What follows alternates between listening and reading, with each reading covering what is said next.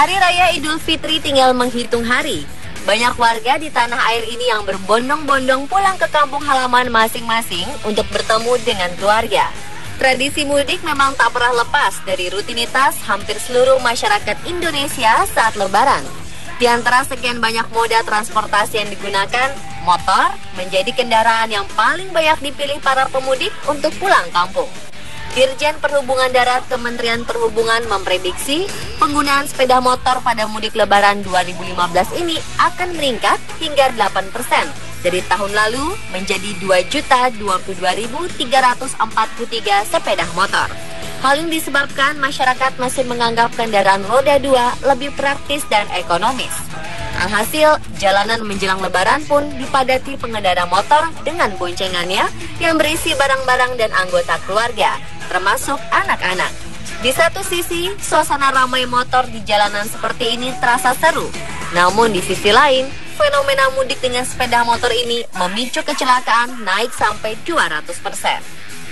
Data resmi dikeluarkan Mabes Polri menyebutkan bahwa hampir 70% kasus kecelakaan selama arus mudik Lebaran melibatkan pengguna sepeda motor. Di tahun 2013, jumlah kecelakaan sepeda motor mencapai 4.570 kasus. Sedangkan tahun 2014 kemarin, jumlah pengguna motor saat mudik berkurang, sehingga jumlah kecelakaan pun turun menjadi 3.869 kasus secara keseluruhan. 163 kasus per hari dan jumlah korban tewas mencapai 21 jiwa per hari.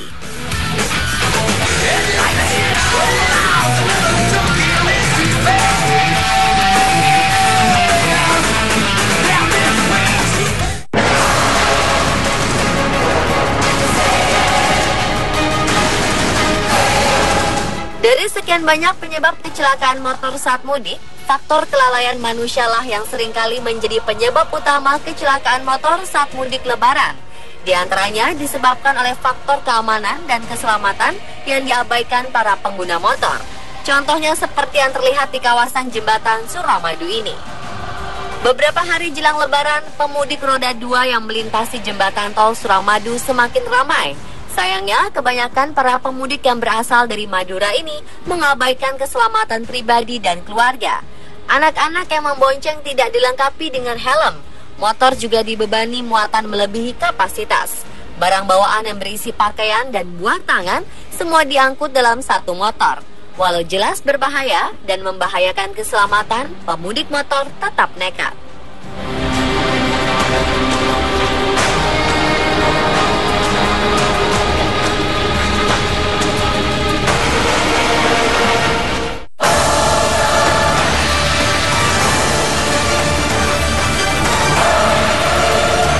Selain itu, pengemudi motor saat mudik Lebaran juga seringkali tidak mengindahkan ketertiban berlalu lintas. Semua pemudik pasti ingin lekas tiba di tujuan, sehingga seringkali tak terlalu memperhatikan rambu lalu lintas dan situasi di sekitarnya. Banyak kecelakaan yang terjadi karena pemudik motor ingin menyusul kendaraan lain yang ada di depannya. Namun karena kondisi jalan yang rusak atau berkelok-kelok, membuat pengendara motor ini kehilangan kestabilan.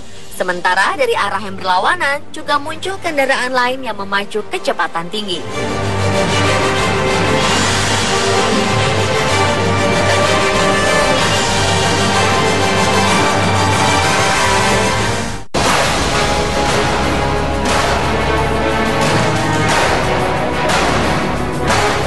Kemudian situasi jalur mudik yang kadang membingungkan juga memicu bahaya yang cukup besar bagi para pemudik motor.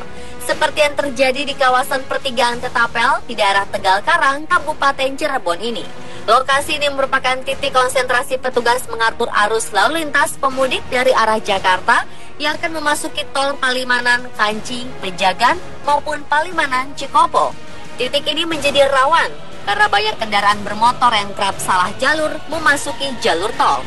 Pemudik perlu waspada dan memperhatikan rambu petunjuk jalan saat melintasi jalur Ketapel. Resiko pemotor semakin besar karena mobil pribadi dan angkutan bus yang diarahkan mengambil jalur kiri masuk pintu tol Tegal Karang. Juga banyak yang salah jalur, padahal rambu penunjuk jalan sudah terpasang.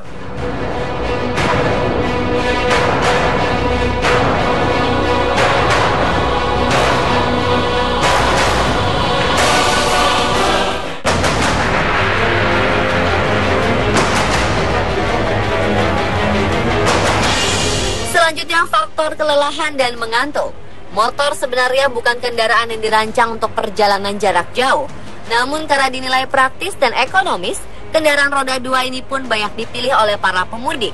Meski demikian, selain memeriksa kondisi motor sebelum berangkat, para pemudik juga harus mempertimbangkan untuk melakukan istirahat secara berkala. Misalnya, setiap jarak 40 km agar terhindar dari kelelahan dan mengantuk.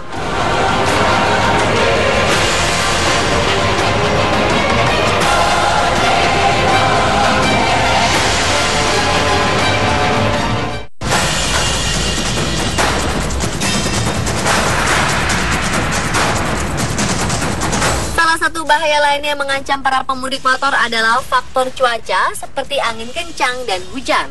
Berbeda dengan mobil dan kendaraan lain yang lebih tertutup, para pemudik motor tentu harus lebih ekstra berhati-hati.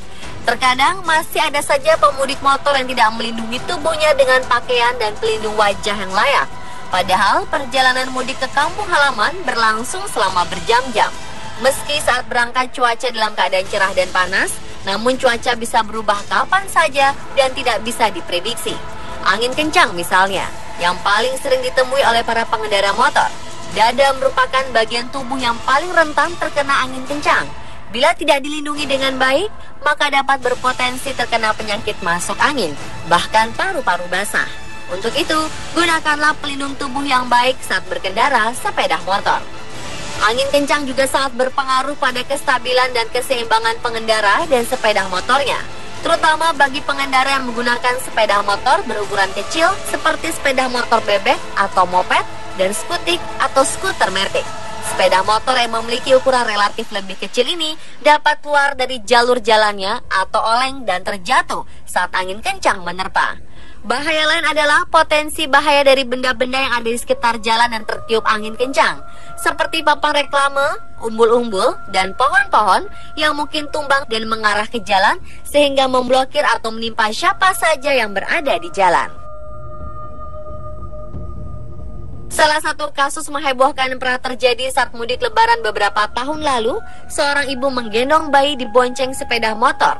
Bayi tersebut diselimuti dengan rapat, berharap terlindung dari udara dingin dan angin kencang yang menerpa selama perjalanan. Namun tiba di tempat tujuan, saat selimut dibuka, sang bayi ditemukan sudah kaku dan biru. Tak diketahui kapan ia meninggal. Dalam dunia kesehatan, kasus bayi tersebut sering disebut sindrom kematian mendadak pada bayi atau Sudden Infant Death Syndrome atau SIDS.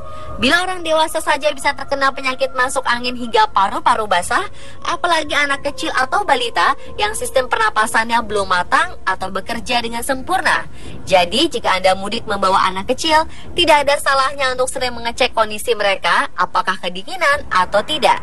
Selain itu, tentu saja beri pakaian hangat yang membuat tubuhnya terlindungi dengan baik tanpa membuat mereka kesulitan saat bernapas.